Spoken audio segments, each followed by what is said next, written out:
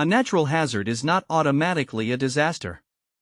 An earthquake, hurricane, flood, drought, or volcanic eruption becomes much more damaging when it affects a population that is vulnerable and has limited capacity to respond. Consider two communities located in different places. Both may experience the same magnitude of earthquake, but the consequences can be very different. One community may have buildings designed to resist earthquakes, emergency services, evacuation plans, and residents who regularly participate in drills. The other may have poorly constructed buildings, limited emergency resources, and little public awareness. Although the natural event is similar, the resulting damage can be dramatically different.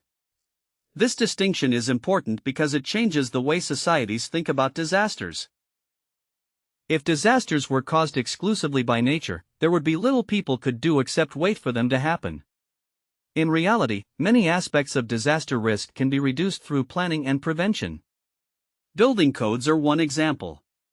When buildings are designed according to the hazards of a region, they are more likely to withstand strong winds, earthquakes, or other threats. Land use planning is another important measure.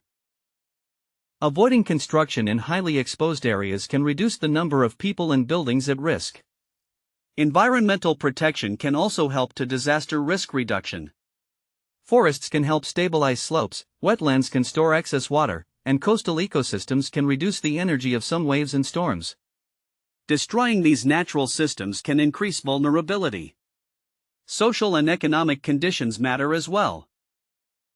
People with fewer resources may have more difficulty preparing for emergencies, repairing damaged homes, or relocating after a disaster. For this reason, disaster risk reduction is connected to issues such as poverty, access to information, infrastructure, and public services. Climate change adds another layer of complexity. It does not create every natural hazard, but it can influence the frequency or intensity of extreme weather events and can increase risks in vulnerable areas. Communities therefore need both immediate emergency plans and long-term strategies for adaptation. Effective disaster management includes several stages. Before an event, authorities and communities can focus on prevention, mitigation, preparedness, and early warning.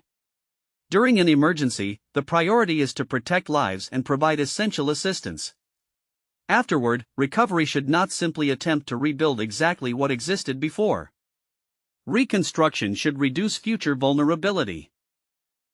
Ultimately, disasters are not only about powerful natural events. They are also about how societies prepare, where people build, how infrastructure is designed, how information is shared, and how resources are distributed.